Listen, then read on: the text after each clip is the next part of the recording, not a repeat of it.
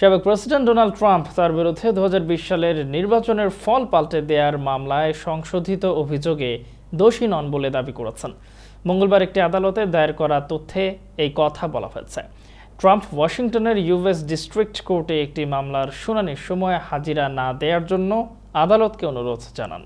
তার আইনজীবীদের নিয়মিত শুনানিতে হাজির থাকার নির্দেশনা দেন।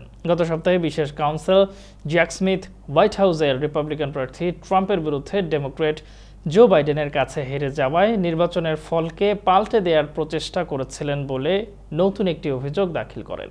অভিযোগে ট্রাম্পের বিরুদ্ধে আগের সংস্করণের মতো 4টি একই অভিযোগ আনা হয়েছে। তবে একজন সাবেক প্রেসিডেন্ট হিসেবে ফৌজদারি মামলায় অন্যাক্রম্যতা রয়েছে বলে সাম্প্রতিক সুপ্রিম কোর্ট বিবেচনায় নিয়েছে। জেলা জজ তানিয়া চটকান ট্রাম্পের শুনানিতে ব্যক্তিগতভাবে হাজির না হওয়ার অনুরোধ মঞ্জুর করেছেন এবং বলেছেন বৃহস্পতিবার মামলার একটি স্টেটাস কনফারেন্সের মতো একই সময়ে অনুষ্ঠিত হবে।